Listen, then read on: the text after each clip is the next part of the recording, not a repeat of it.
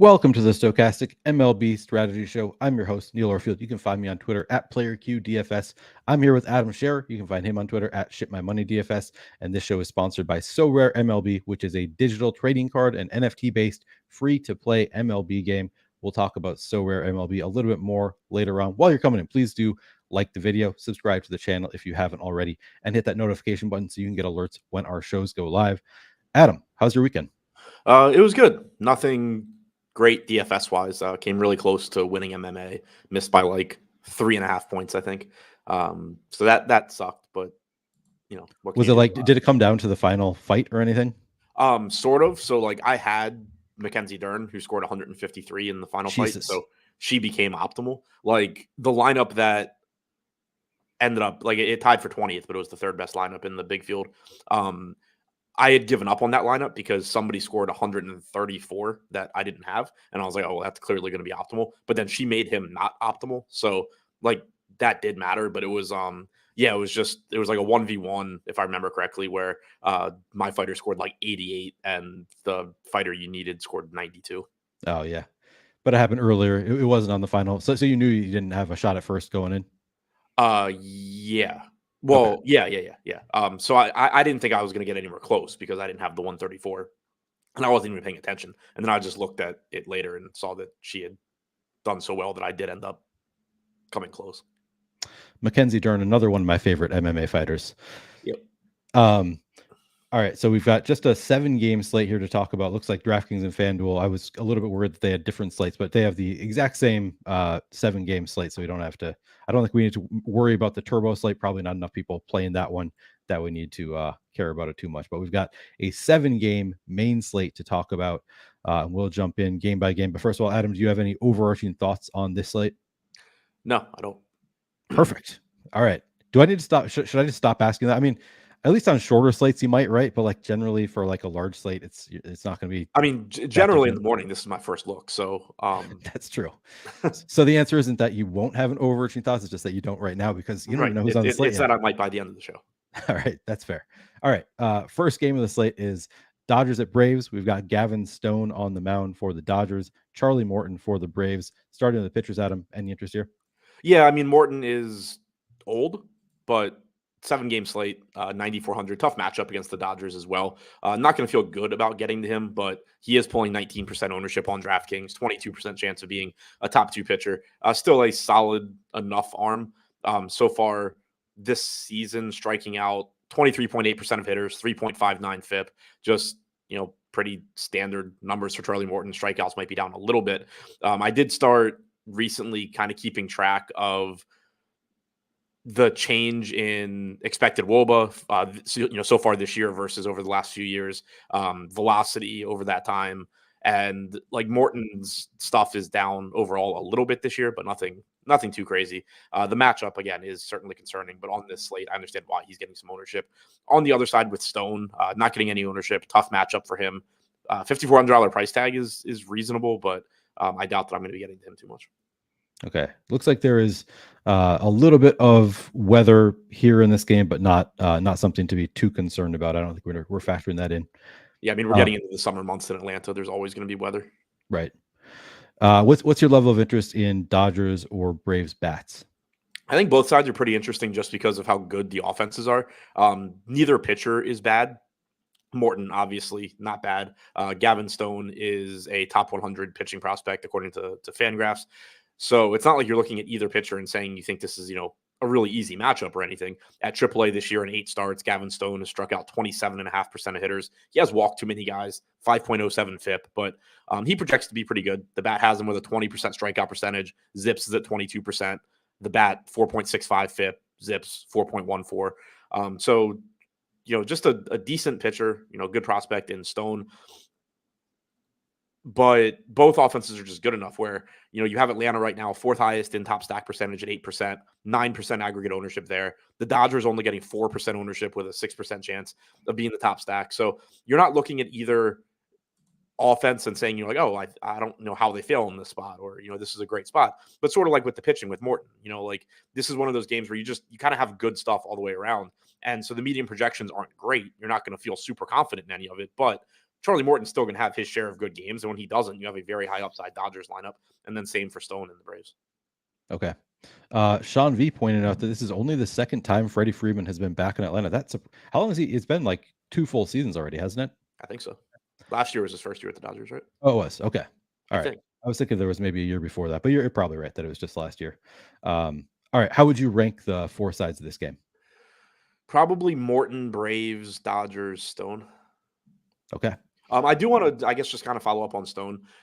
He's not getting any ownership. He has a 6% chance of being a top 2 pitcher. I doubt that you're going to need the savings, but if you do, he does at least have talent. So, I don't think he's going to be necessary. I don't think I'll end up with a lot of him. But if you're finding, if you're building a lineup and you're finding that, you really need to pay down, Gavin Stone is fine. It's just that, the matchup's not great and you probably won't need the savings. Okay. I mean, we have a Coors slate, but looks like the Marlins have a 17% chance of being a top value stack, so they must not be all that expensive, even being in Coors. Yeah, they're not. Okay. All right. Second game. They're not Pirates cheap, but they do have 4 guys in their projected lineup sub 3K. Jesus, sub 3K. That they I feel like 2 or 3 years ago that was never the case. Like if you went to Coors, there was like an automatic boost on the pricing. Yeah, Coors slates used to be really fun because you had to actually sacrifice things to stack Coors. Right. Now it's just like you're sacrificing projection if you don't. Do you think that was an intentional decision by DraftKings to make it easier, like for casual players, or? Probably. Yeah, probably. I mean, it's partially. I think they just don't really care, but also for casual players, just being able to click on whatever names you want and make a lineup that feels good is certainly appealing. And then there's the whole debate about whether that's actually good for sharp players too. You can obviously there's a lot to get into there, but as someone that understands the nuances of the game, at least from an entertainment standpoint, I would rather have to make those trade-offs. That's what's fun to me is actually figuring out the strategy, not just being oh, well, the strategy is obviously that you should just play all of Coors with the best pitching, but then now I can't do that because everybody else is. Yeah, I agree. Yeah, it's more fun when the pricing's a little bit tougher. I think generally the consensus is that if you're a sharp player, you're better off if pricing is not efficient, because then you can take advantage of those inefficiencies. But yeah, it's just a not quite as fun game. All right, I want to ask this question. Travis Duarte says, when you guys talk about these 5% chances, what is good and what's not? You can answer. Go ahead. So it's all going to be relative. In the case of pitching, if you say somebody has a 5% chance of being a top 2 pitcher, that's going to be pretty low because you're going to have pitchers, using today as an example, you have 4 guys that are 20+%. You have a bunch in the teens as well. When you're talking about offenses, 5% is typically going to be just like pretty much average on any sort of normal size slate. So it kind of depends what you're talking about. But then generally comparing it to ownership is going to give you an idea of if that player or that team is going over or under owned relative to their chances of being optimal. Now, keep in mind that in baseball, you're not actually trying to make the optimal lineup. Like, you're just never going to do it. So it's not a perfect example. It's not perfect. Like, you need to keep that in mind. Like, when I say Gavin Stone has a 5% chance of being a top 2 pitcher at 1% ownership, that's not actually saying he's a great tournament play because he's going, he's getting 1/5 the ownership he should. It's basically just saying he's a really low probability play that's getting less ownership than he should. But at the end of the day, he's still very unlikely to work out. Right. And in the long term, I mean, generally you want those leverage spots, but typically but you can find better ones typically. Right. That's good point. More because at the end of the day, you're just trying to make the best lineup you can that doesn't have like too much of a difficult path to the top because everybody else is playing the same thing. So it's still, you can get this guy that's 1% owned and he's under owned, but if he's only got a 5% chance of succeeding and you can find other guys that are under owned that are 10, 12, 13%, you're just gonna end up going with those guys more. That was a really good clarification there. Cause like typically like people have asked me this before, so should I just play all the best leverage plays on the slate? And it's like, no, you don't want to just play all the best leverage plays. You want to have some leverage spots in your lineup. And like you said, like usually you want to find the best leverage spots, not just the ones that, not, although there is positive leverage, it's still maybe not somebody you want to play, especially with pitchers. As we've talked about, generally you're going to see pros playing just the best pitchers, jamming the chalk a little bit more with pitchers than with bats. All right. I think that was a good explanation. Sean V is apparently just learning that 2% is not 0%. Interesting. Well, that's hey, we all have our own learning process. Good for Sean. Elvin Dimery says, casual players don't know what Coors means. Hell, I just found out. If I recall, Elvin, I believe that you're new to MLB DFS this year. I believe you said that at one point in one of these streams. If you've been playing DFS or like season-long fantasy baseball, even for any period of time, most people do, I think, know about Coors. Like that's just, it's different than basically any other stadium. So if you're brand new, and casual, then maybe you don't. But anybody who's got any experience, I think, knows about Coors.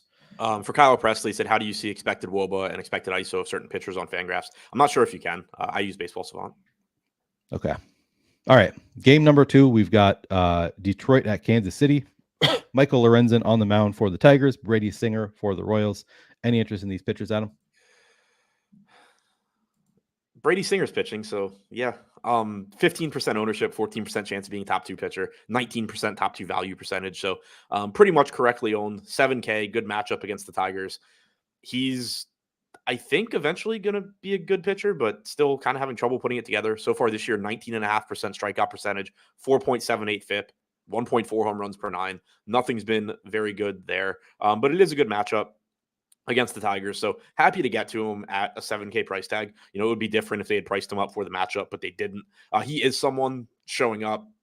Like I said, I'm trying to keep an eye more now that we're, a couple months into the season, trying to keep an eye a little bit more on like guys that have been drastically better or worse this year than over the last 3, just because, especially with how, analytical baseball has become, pitchers make changes constantly. And you should always be, when you're doing projections, you should always be, regressing back to like what guys have done in the past, but pitchers can very easily just completely change what they do. And so I do try and keep an eye on that once we get a little bit further into the season. Singer's been worse. When you compare, I averaged out the changes in velocity, expected WOBA, and whiffs per swing so far this year versus from 2021 through this year.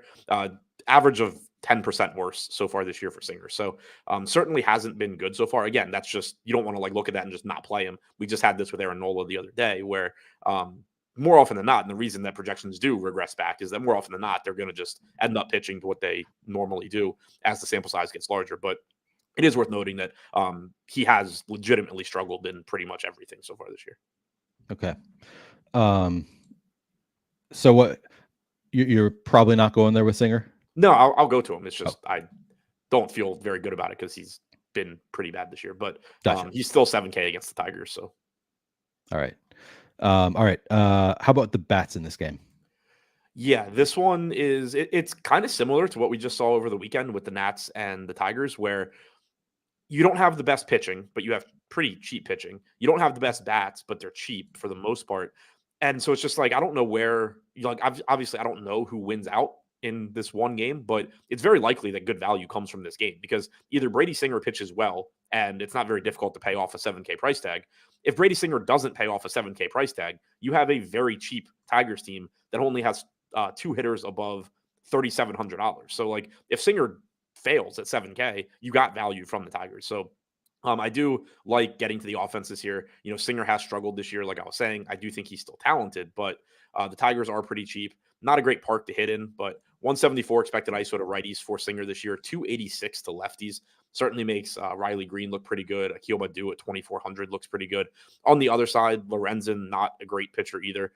Since the start of last season, only a 116 expected ISO to righties, 160 to lefties, about a 20% strikeout percentage combined. So just sort of a guy. And with the Royals always happy to get the Witt, Pasquantino, Perez, MJ Melendez is still cheap. Nick Prado is still cheap with MPE. So both of these stacks look good, but not great.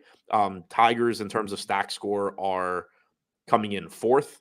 Stack score being the metric that combines top value percentage and top stack. Tigers coming in fourth. Kansas City coming in fifth from the bottom. So the Tigers are looking a little bit better, even though Singer is the better pitcher. How would you rank the four sides of the game? Singer, Tigers, Royals, Lorenzen. Okay. Perfect.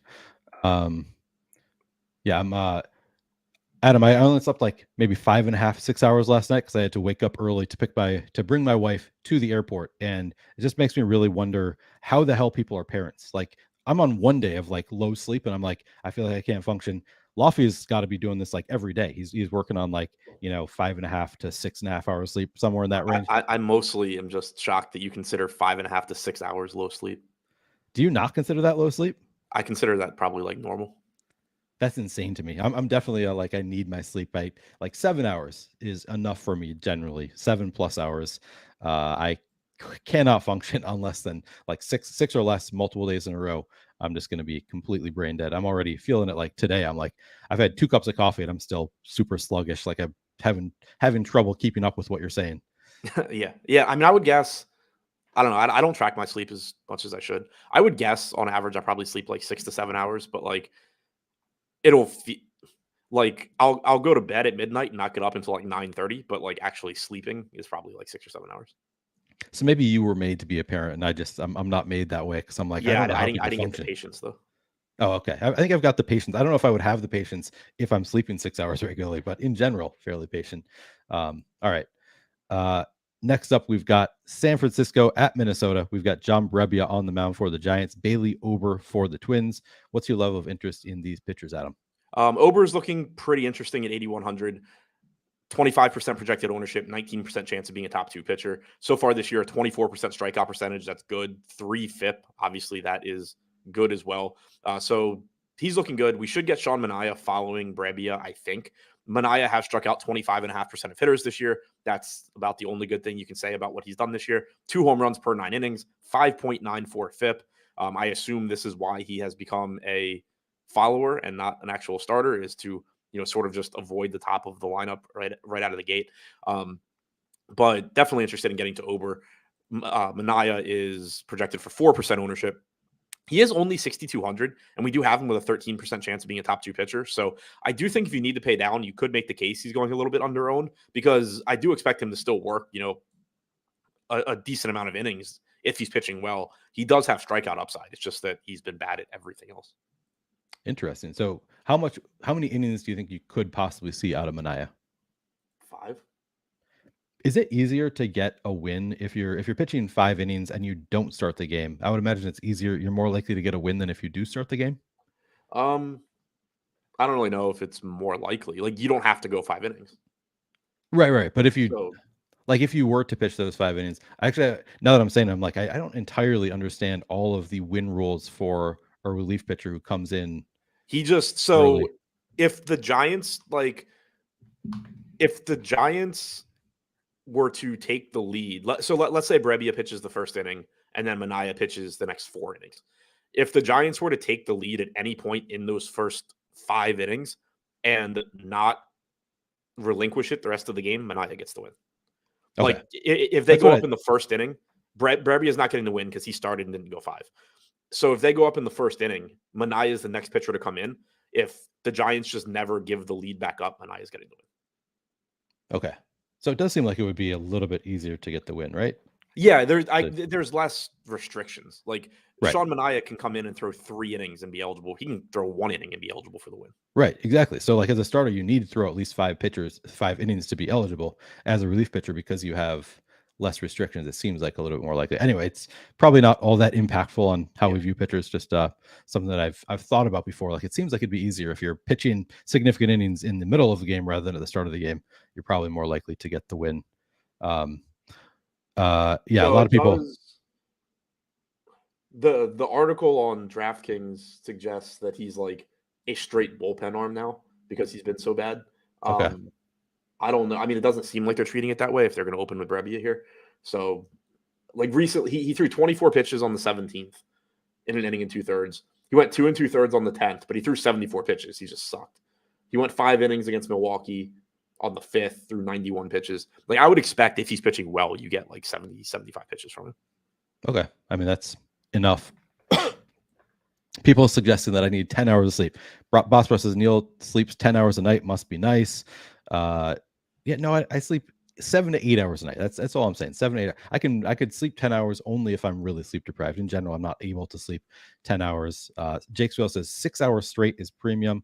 If I slept 6 hours straight, I might be fine. I rarely sleep 6 hours in a row, so maybe that's part of it. Yeah, I was gonna say that's the thing. Like 6 good straight hours is plenty. If it's like, waking up every 2 hours, laying there for 30 minutes, going back to sleep for an hour, laying there for 30 minutes, and it adds up to 6, it still sucks. Yeah, exactly. Sportsman says Neil trying to hibernate, not sleep. 7, like the recommended number is 8 hours. That's like probably why I try to sleep 8 hours, because that's like what people say. You need 8 hours, like for maximum health, 8 hours of sleep. So 7 to 8 hours. I think that's reasonable. It sounds like a lot of people in chat think that that's just too much sleep. So maybe I'm the exception rather than the rule. I thought that most people. No, 7 to 8 hours is like your standard, what you should try and sleep. Right. But yeah, everybody with kids saying, yeah, that's impossible for them. I get it. It's I feel bad for you guys. I don't know how you do it. Kudos to you for being able to work on 5-6 hours sleep. Also for Arnold Lane, if you sleep too much, that makes you tired too. Also true. Yep. All right. What's your level of interest in the bats in this Twins game? Modest. You have San Francisco middle of the pack in stack score, 5% chance of being the top stack, only 3% ownership. Ober is a solid enough pitcher. Since the start of last year, 162 expected ISO to lefties, 232 to righties, but also a 27.5% strikeout percentage there. So far this year, 254 expected ISO to righties. So again, in a limited sample, struggling with those right-handed bats, but he is also still striking them out at a high clip. The Giants typically do some, have a different lineups against righties than lefties. So you're probably going to have a predominantly lefty lineup here. Don't sleep on JD Davis and Mitch Haniger, assuming they're in. Thairo Estrada as well, but he's really expensive. Those guys do have right-handed power, which Ober has struggled with. The Twins are going to look better, though. Manaea just really has struggled this year. Like I said, strikeout stuff's been fine, but other than that, he has not been good. 300 expected ISO to righties, 262 to lefties. Byron Buxton is going to look really good. Correa is going to look really good, and he's pretty cheap. You can still go to guys like Gallo and Kirilloff. The Twins look pretty good. All right. They're fifth in stack score, 4% ownership, 6% chance of being the top stack. How would you rank the 4 sides of the game? Twins 1, Ober 2, or Ober 1, Twins 2, kind of whichever you need pitching or bats. Giants 3, Manaea 4, and Brebbia is literally unplayable at 8,200. Yep, definitely. Somebody in chat asked if there was any chance he would start to go 6th. The answer is no. May 21st, so yesterday, 2/3 of an inning, 8 pitches. The 19th, 1 inning, 10 pitches. The 17th, 1 inning, 18 pitches. Like his job is to go throw 1, maybe 2 innings. Okay, good clarification there. RC Brian just said, sorry, I missed it. I'll take 6. I'll sleep 6, take that as a win, and I have no kids, just a woman who wants me to burn. Dump her, man. If she's not a lot, like she just like wake you up if you sleep 6 hours, like that's it. That's Or do you mean something completely different? And maybe it's a positive that she doesn't want you to sleep. I don't know, but yeah, that's not enough sleep. And then I did want to ask this question. Elvin Dimer says, how can you look for pinch hitting? Example, he had Walls yesterday from Tampa Bay and Rayleigh came in. Adam, do you have any tricks for like figuring out who is not going to be pinch hit for? Yeah, so I mean, Walls is one where it just sucks that it happened. Typically, you're going to pay attention to it when you get, like the Giants do it, for example. When you have teams that have like drastically different lineups, like players that only play against the left-handed starter, only play against the right-handed starter, you'll have more pinch hit risk there. So that's one thing, is just sort of paying attention to that and knowing, like, this guy only plays against left-handed pitching. The first example that comes to mind is Mike Brosseau on the Brewers. Like, whenever they face a lefty, he's cheap and he's batting cleanup, but he's almost always only going to get a couple plate appearances, because once they go to a right-handed reliever, he's coming out of the game. You also it becomes more likely, like it happened the other day with the Angels. They started Mickey Moniak and Taylor Ward didn't start. Those situations, if you notice, those become more likely. Like Mickey Moniak starting doesn't necessarily mean that he's going to get pinch hit for later in the game, but it does. In that situation, you had a normal outfielder in Taylor Ward that's right-handed not start. Moniak's a lefty, righty was starting. It just makes it easier when you get later into the game, where if they bring in a lefty to face Moniak, you can bring Taylor Ward in. But then also, if there's just like a high leverage situation, even if it's a righty, they have Taylor Ward, who's a better hitter on the bench, that they can bring in. So like, pay attention to if you have somebody starting and one of the normal starters at that position is healthy but not starting the game, there's a decent chance they're pinch hitting later if there's a high leverage spot. Okay. Good answer there. We also got a question from Ace of Spade asking for us to do DK tiers. I assume you have not looked at DK tiers at all, no, but would you want to pull that up? Yeah. I will pull up DK tiers as well. All right. All right. Tier 1 is going to be Ohtani, probably. So it's Acuna, Alvarez, Trout, and Ohtani. Adam's taking Ohtani. All right. Tier 2, Yoshida, Estrada, Betts, Devers, Rodriguez. Give me Devers. Rafael Devers. Tier 3, Rodriguez we've got is tempting too. Yeah. Park's better for Devers. Sticking with Devers? Yeah. All right. Tier 3, we've got Will Smith, Muncy, Witt, Tucker, SoRare, Arias. SoRare in Coors there. All right. Tier 4, we've got Freeman, Olson, Murphy, Perez, Altuve, Bryant, Cooper.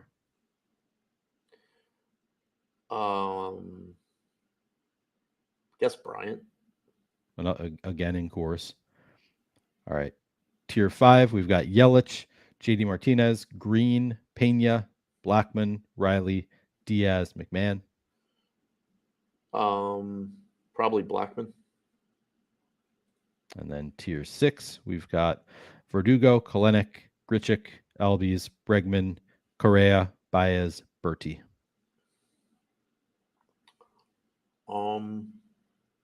Where are Grichuk and Berti likely to hit? If Berti's leading off, then Berti. Okay. And then if Berti's not leading off, would it be Grichuk? Yeah, probably. Middle of the order? Grichuk. Okay. All right. So those are Adam's tiers responses there. We made it through 3 games now, Adam. It is time to take a look at our sponsor, SoRare. Unfortunately, what I'm going to show you is just very, very sad here. Oh, shoot. I don't have it ready. 1 second. And I have pinned in chat. If you go to chat, the pinned message at the top of chat is a link to SoRare. So if you're looking to get started with SoRare, definitely use that link when you sign up. Just 1 second here. All right. So here's what's very sad about this past week is I was crushing it all week, Adam. Like even Saturday, I think I was still in like 20th place or so, going to win a rare prize. And then it turned out I was out of the money by 1 point. I missed out on winning anything in this contest last week by exactly a point. And that's after Max Muncy put up -4 and then got ejected in the final game. So I have to think if he had just stayed in, I mean, he could have just got another strikeout, but there's at least some chance he could have picked up that 1 more point for me, win a prize. Did you go back and see if he got ejected for a bad strike 3 call? I did not go back and check. Is that what he got ejected for? Are you telling me that? I don't know. Okay. Yeah, no, I didn't. I don't even want to know.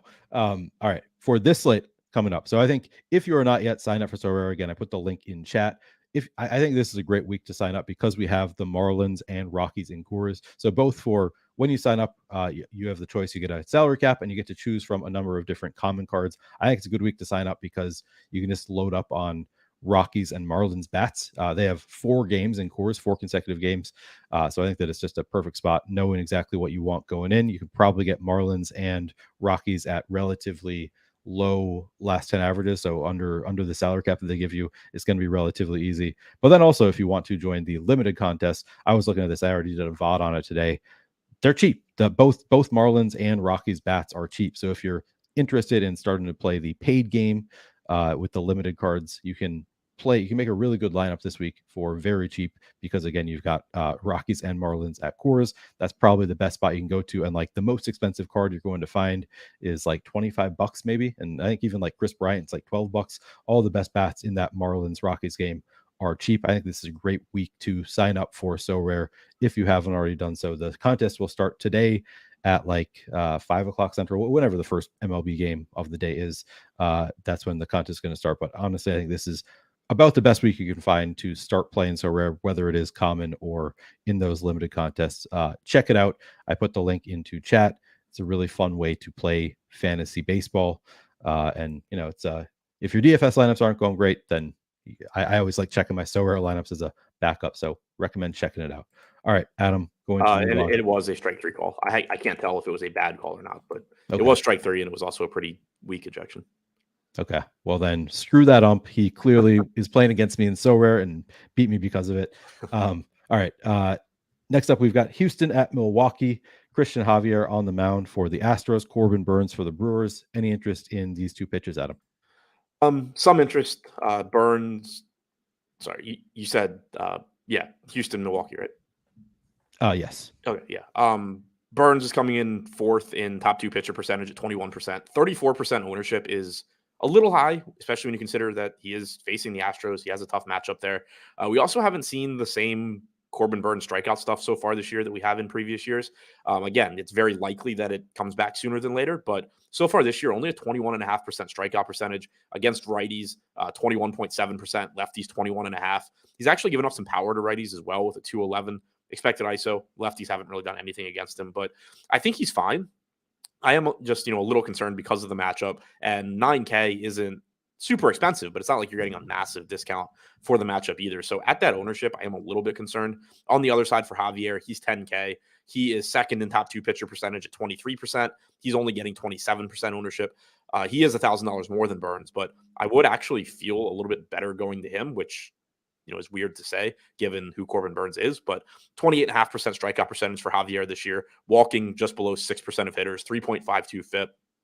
So better strikeout percentage, better FIP, better walk percentage than Burnes, better matchup against Milwaukee. If you can find $1,000, I prefer Javier. I think Burnes is fine. I'm just a little concerned by the ownership there. Okay. What's your level of interest in the bats in this game? Not too much. Houston is actually projected to go pretty under-owned here. 1.5% aggregate ownership, 5% chance of being the top stack. They are pretty expensive, though, so they're still 3rd from the bottom in stack score. Milwaukee 2nd from the bottom in stack score. But with Houston, you do just have a really, really talented lineup going against a pitcher in Burnes that has had some struggles this year. I don't hate the tournament upside of it, but it's still a pitcher that more likely than not is going to figure it out sooner than later. Okay. How would you rank the 4 sides of the game? Javier, Burnes, Astros, Brewers. Okay, makes sense. Adam, do you watch the TV show Succession? I have watched, I don't know, the first season and a half, maybe 2 seasons. I haven't kept up with it because it's like a show you have to pay attention to, and I am terrible at actually paying attention. So like I want to watch it start to finish, but like not be distracted, and I don't really know when that would be. Yeah, I mean a lot of like the business conversations, I have no idea what they're talking about, and I still love it. So like I don't know. Yeah, I guess you do have to pay attention to it, but it's not like so detailed like some shows are, I don't think. But yeah, I love it. Just learned that the episode last night, I already watched it, but it's the penultimate episode. Next week is the series finale. So kind of sad about that. It's one of my favorite shows on television. Yeah, I liked it when I watched it. It was just like I kept finding myself doing the thing where like you'd be 35 minutes into an episode and it's just like, shit, what's going on? And like you start over, and it just got frustrating. I've been that way with some shows. For some reason, I don't struggle to pay attention to Succession. I think just because I know going, I'm going to put my phone down. I'm just going to watch this. There are definitely shows that I watch that I'm like, shit, I need to be paying attention to this, and I can't find myself doing it. Right. So my other problem is like I watch TV shows the most when I'm like getting ready to go to bed. Yeah. And so like I'll just end up, even if I make it through like one episode, I'll start the next one and then I get 20 minutes in and I fall asleep. And it's just like, where did I leave off? And then eventually I just get frustrated and give up. Yep. I hear that. Sports News says I'd rather watch Lowell's drama. I mean, that's good too. Always fun. All right. Next up, we have the Coors game. Previously alluded to, we've got Miami at Colorado. Edward Cabrera on the mound for the Marlins. I don't see a pitcher listed for the Rockies. Should be Chase Anderson. Okay, Chase Anderson for the Rockies. Playing any pitchers in Coors today? Probably not. If you did, it would be Cabrera, I think. You have a bad Rockies team, and you have a good pitching prospect in Edward Cabrera. 30% strikeout percentage so far this year. That's about all he's done well so far. He is walking 16% of hitters, 4.8 FIP. But the strikeout stuff is there for him, and you do have a weak offense, obviously the worst park to pitch in. We have him with an 11% chance of being a top 2 pitcher at 8,300, only 1% ownership. So if you are going to go to a pitcher here, I would go to Cabrera. I don't have any reason to go to Chase Anderson. Okay. Do you watch The Righteous Gemstones? Yes. Okay. Assuming that there hasn't been a new season recently, because I haven't. No, there has. I think there's going to be one this summer. I just remember that Draft Cheat had posted that at one point. I forget what he said, but basically making fun of people who like Succession more than Righteous Gemstones. And I couldn't decide if I was offended, because I love Succession, but then I was like, but I also love Righteous Gemstones. They're very different TV shows. Right. So I like Succession more than I like Righteous Gemstones, but I 100% will get through a season of Righteous Gemstones before I get through a season of Succession. Oh yeah, it's so much easier to watch, because you don't need to pay such close attention. But I love both of those shows. Yeah. All right. Now, important spot here: bats in Colorado. What's your level of interest? Relatively high. Would be higher if we could put 2 different teams in Coors Field, but it's a good spot for Miami. 5.9 implied run total. Chase Anderson, nothing special at all. Going back to the start of the 2021 season to try and get a decent sample for him. 196 expected ISO to righties with a 19% K percentage, 132 to lefties, 17% K percentage. He has been reverse splits in terms of power for most of his career. 227 expected ISO going back to 2020 to righties, 234 going back to 2019. So don't shy away from right-handed power here. When we did tiers, mentioned Jorge Soler, Birdie, not a power bat, but he is somebody with a lot of speed. Hitting and playing in Coors can certainly benefit him just because it's easier for him to turn singles into doubles into triples. But Soler is going to look really good here. Garrett Cooper looks solid. Brian De La Cruz only 3,700. The bottom of the order is absolute garbage, but they are really, really cheap. Arise doesn't have a lot of power, but obviously good at hitting and getting on base. So the Marlins are going to look pretty good. On the other side for the Rockies, still a 5.6 implied run total. Cabrera, a more talented pitcher than Anderson. But like I was just saying when we talked about him as a pitcher, still flawed. Walking way too many hitters. Obviously you can get in a lot of trouble in Coors Field doing that. Modest power numbers against him so far this year. 160 expected ISO to lefties, 168 to righties. So you're not overly concerned about him getting lit up. It's just a matter of can he throw strikes? Can he keep guys off base? But he is striking out righties at a 31% clip, lefties 29%. So it's more difficult to single out individual bats. It's more so this whole team is hitting in Coors and they're facing a young, inconsistent pitcher. So the ceiling is obviously still really high. Okay. How would you rank the 4 sides of the game? Marlins 1, Rockies 2, Cabrera 3, Anderson 4. All right. Perfect. All right. Well, we've got 2 games left to talk about. Boston at the Angels coming up next. But first, let's talk briefly about MLB lineup generator. I don't know if can you see it on the screen? I can never tell if this is just a StreamYard issue that I can't see it. Okay. All right. We'll talk briefly about MLB lineup generator. You can still get it for 50% off. I'm going to put the link in chat right now where you can get it for 50% off. Highly recommend taking advantage of it because it is $4.50 for your first week with this offer, this 50% off your first week. And again, these are lineups that have already been vetted for you. All of these should be good lineups that are going to make money if you play them long term. Doesn't mean you're going to make money every day playing these lineups, but over the long term, if you play only lineups you find in lineup generator, you should be making money. All right, Adam, all stack types. Yeah, I think we always do all stack types, balanced lineup. We'll continue doing that. See what we get here. and I'm not going to lock any pitchers. All right, first lineup we see here. Okay, Luis Castillo, 65% ownership. Damn, did not realize that we were expecting that much ownership for Luis Castillo. Yeah, well, that's what happens when you face the A's at right, your 9,200. Yeah, 9,200. Yeah, that is a good point. Didn't even look at the price tag. Yeah, that's kind of makes sense. 17% for Charlie Morton, and then what do we got here? A Seattle stack. So again, we're stacking the pitcher with the stack here. I guess it's a 4-4 stack. Seattle and Miami, it looks like. So you got Miami in Coors, and then Seattle along with the pitcher Luis Castillo. Looks like a really nice lineup here. 4-4 lineup. You have any other thoughts on this lineup, Adam? It seems like a lot of ownership, but it does. 251%. Yeah. Yeah. I mean, again, like everything's relative, so you can't just look at it and say like, oh, that's definitely a lot, but it seems like a lot. There's nothing I look at in that lineup and you're like, oh, well, if this part does well, that's how I'm passing everybody. Like that would be my only concern. It does look like a very good lineup though. Oh shit. Just, like, the players. Johnny Ray Highway says one of my lineups from the MLB lineup generator took 6th place in the DK 100K relay for $1,000. So that is the biggest contest, right? That's the main large field contest. He got 6th place in that one using a lineup from lineup generator. Congrats, Johnny. That is awesome to hear, and awesome to continue to hear that people are having success with lineup generator. Not a surprise. It's a new product. Not that many people using it, and it's good time to take advantage of the lack of people using it while it's still. Oh, this one interesting. 251% ownership and only uses 47,700 in salary. I was gonna say you don't really have to worry about being duped probably with leaving 2,300 on the table, but like from an individual player standpoint, it's still hard to really point to the path that they do well. But I guess on the other hand, like you're just gonna have so much ownership going into cores that there's still a lot of very popular players that are not in this lineup. Right. Yeah, exactly. So yeah, I mean, and obviously this has already been vetted as a lineup that is going to make money long term. So I guess that probably means that the odds of success for this lineup are just relatively high. Is the reason that this one would be plus EV, because obviously the ownership isn't particularly low. But yeah, it's interesting. 47,700 in salary. All right, I'm going to save this one. And we hadn't gotten to that Mariners game yet, but a solid matchup with Kyle Muller too. Okay.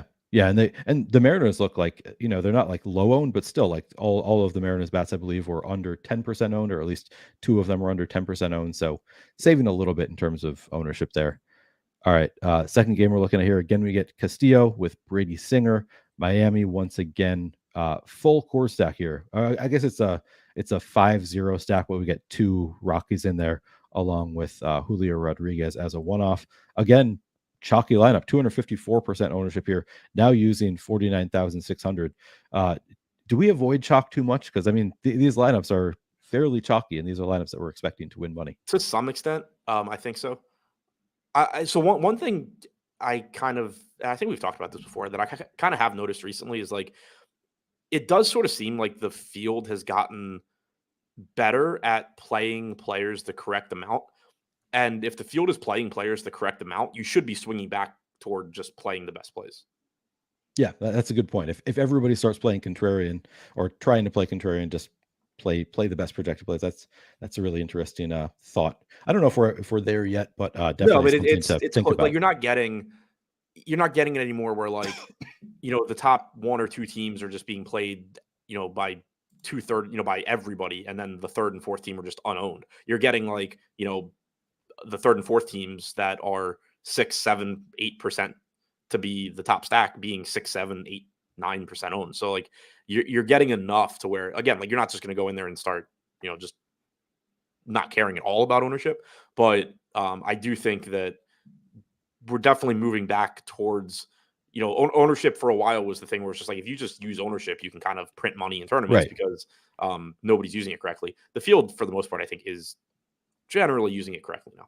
Yep, the field has gotten so much better that there's there's layers to it, levels. All right. Yeah, well, anybody that plays poker, it's level 1, level. I guess we're on like level 3 now. Yep. Good call. All right. Well, again, lineup generator you can get for just $4.50 right now, and you never know. You might be like Johnny Ray Highway here and just find success immediately using lineup generator. It only costs $4.50, so you don't have much to lose. If you have not been crushing MLB DFS, give it a shot. Maybe you'll see that you start doing better. I think it's at least worth trying out. $4.50 is not much, and then it's just $9 per week after that as well. So check out lineup generator if you haven't already. But Adam, we will move back to talking about this. Go ahead. Nate D said, so what would be a good ownership number for, say, the $3 3 max corner on DraftKings? There's not going to be just a number because everything is relative. Like even, we were talking about that first lineup, I said the ownership stood out to me, but like we didn't have Nick Fortes, who's projected for 40% ownership. We had Cal Raleigh instead. I don't remember I think we had Segura in that one. But like there's a bunch of guys that are projected for a ton of ownership that weren't in that lineup. So like it's still everything's relative to each other. There's not one, number that you don't want to exceed. It's going to depend on the slate. It's going to depend on, a lot of things.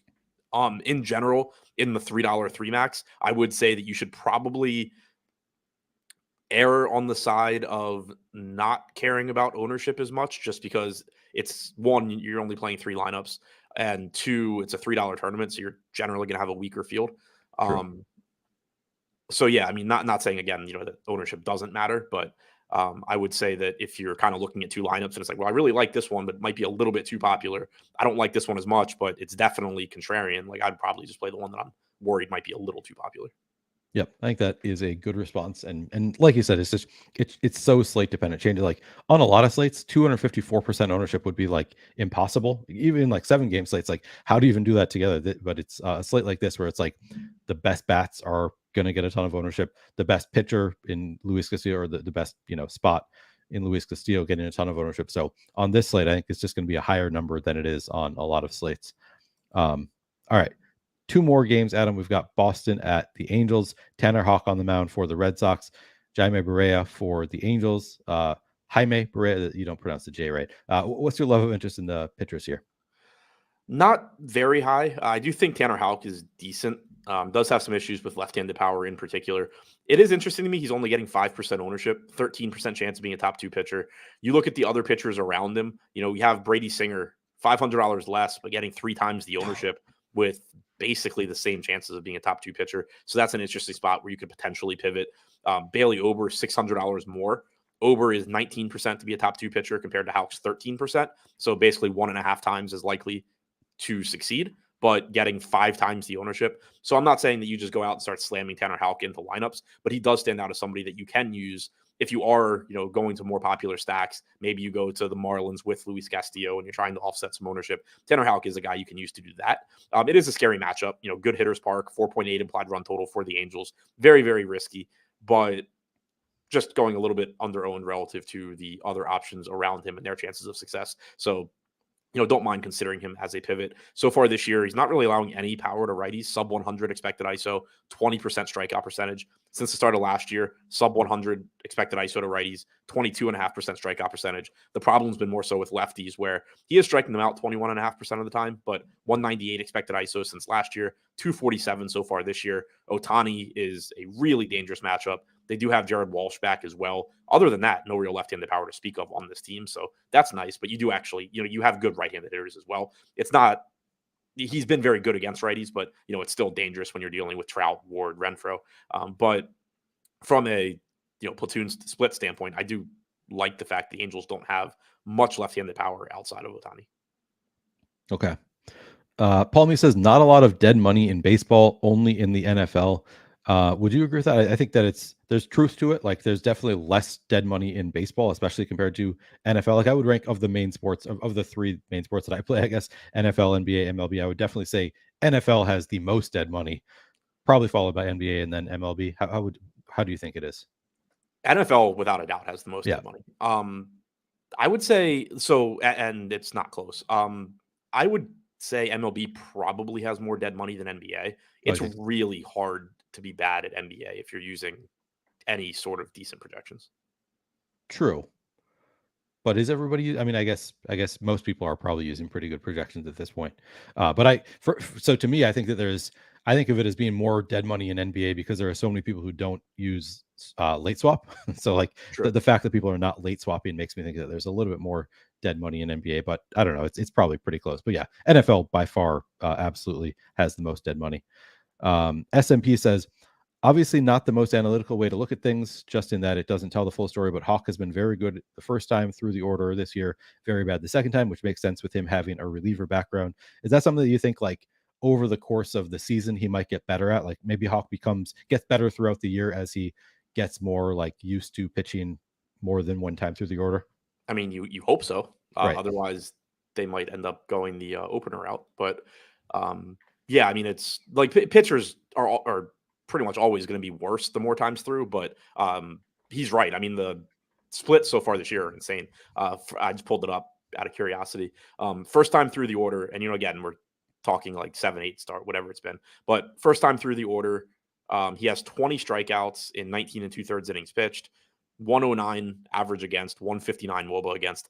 Second time through, 15 innings pitched, 10 strikeouts, 369 average against, 402 WOBA.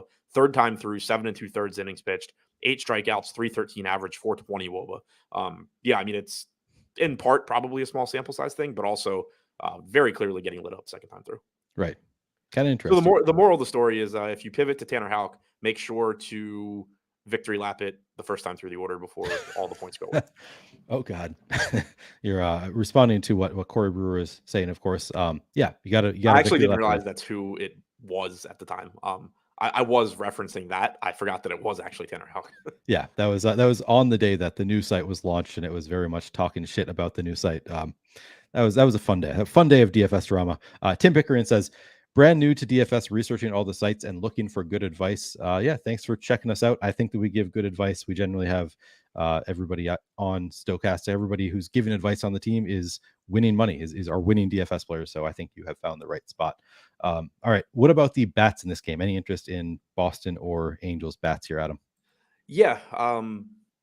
Good park. We just talked about Houck as a pivot, but we also just talked about all of the flaws that he has. Ohtani looks really good. I like the $2,300 price tag on Jared Walsh. I don't really know how that is a price other than DraftKings has just been making guys 2K when they're injured all season long. But the last full season that Jared Walsh, so last year, 118 games for Walsh, 158 ISO, 78 WRC plus. He was awful. But 2021, 232 ISO, 126 WRC plus, 32 games in 2020. 354 ISO, 150 WRC plus. Obviously, again, was terrible last year, but at 2,300, there is some left-handed power there. So those two stand out. And then you're just getting, obviously you're always happy to play Trout. Ward's pretty cheap. Renfro's got power. Drury's got some power. So I still like the upside that they offer. And then on the other side, Jaime Barria can be a really frustrating pitcher to stack against because he just doesn't have really good stuff. And if you're watching the game, it seems like he should just be getting lit up every single time. But he is decent at limiting power. Since the start of the 2021 season, only a 136 expected ISO to righties, 214 to lefties. I actually thought he was reverse splits when he came up, but I guess he figured that out and it changed. But either way, solid lineup for the Red Sox, good hitters park. Happy to get to them. In terms of ownership, or in terms of stack score, Boston's coming in third.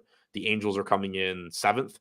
5% ownership coming to the Angels, 6.5% chance of being the top stack, 7% coming to Boston, 9% chance of being the top stack. So these are two teams that look like they're going a little bit under-owned, probably because of how much ownership is going to Coors. So really just an interesting tournament game, I guess, because Houck looks like he's going a little bit under-owned relative to other pitchers in his price range. The Angels and the Red Sox both look like they're going under-owned relative to other stacks. Okay. How would you rank the four sides of the game? Red Sox, Angels, Houck, Barria. Okay. All right. Final game of the slate. We've got Oakland at Seattle. Kyle Muller on the mound for the A's. Luis Castillo again for Seattle. What's your level of interest in these pitchers, Adam? Very interested in Castillo. That pretty much goes without saying. 9,200 is a really cheap price tag for him in general. Now you're facing Oakland, which is about as good as it gets. So the 63% ownership, I totally understand it. 34% chance of being a top two pitcher, but also a 21% chance of being a top two value. He's just going to be really, really easy to build lineups around. So far this season, he's striking out just shy of 28% of hitters, 3.25 FIP, 5% walk percentage, about a home run per 9. There's just nothing that stands out about him as even being a red flag, really. He has, had some power issues, 218 expected ISO to lefties, 171 to righties, but you're in a favorable park that suppresses power. You're facing a team that doesn't have a lot of power. We haven't really talked about much good pitching on this slate. And the good pitching we have talked about, you've talked about Morton against the Dodgers, Burns against Houston. So you have Castillo, who is probably the best pitcher on the slate in terms of talent, but undoubtedly has the best matchup as well. So best combination of, talent and matchup. Just going to be really easy to get to. Kyle Muller is a decent pitching prospect. Came over from Atlanta in the Sean Murphy trade. Hasn't been very good so far this year. Does have a tough matchup here against Seattle. 233 expected ISO to righties with a 16% strikeout percentage. Not exactly what you want when you're going up against Ty France, Rodriguez, Suarez, Hernandez, Pollock, Murphy. Those guys just all have a lot of power from the right side. Julio Rodriguez in particular is going to look great, but Ty France is pretty cheap at 3,900. Muller's 5K and not getting ownership. So from that standpoint, you could just say, kind of like with Gavin Stone, if you need to pay down for a pitcher, he's 1% owned. He's 20. He has the second best chance of being a top 2 value on the slate, basically right in line with Sean Manaea. I'd probably argue it should be ahead of Manaea, but either way, he's unlikely to succeed. He's not somebody that you should be getting a lot of, but he is technically underpriced and technically underowned. Okay. How about the bets in this game? Mariners look good. Like I said, Muller has really, really struggled with right-handed power this year. Love getting to these right-handed power bats. And you can still play Jared Kelenic, JP Crawford. It's lefty-lefty. It's not ideal, but if they get to Muller early, you're probably going to get right-handed arms out of the bullpen, and you'll get lower ownership on the left-handed bats as well. For the A's, I don't really see any reason to get – the only reason to get there would just be if it happens to be one of the starts that Castillo just doesn't have his stuff. 60-something% of the field's losing, and you have the A's. But other than that, and that's not the route that I'm likely to take. They have a 2.5 implied run total. I just not going to end up getting there. Okay. How would you rank the 4 sides of the game?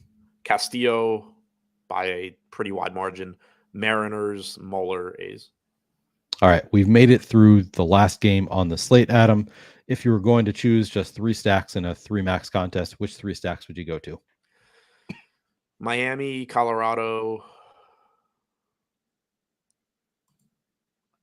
Probably Miami, Colorado, Boston. Okay. Those are the top 3 in stack score. Colorado and Boston are both projected to go underowned. The Marlins are not, but they're also extremely likely to be the top stack. Yeah, 19% chance to be the top stack on a 7-game slate is pretty massive. Yeah, those all look good. Home run pick. Or sorry, no, 3 favorite pitchers on the slate. Castillo, Javier,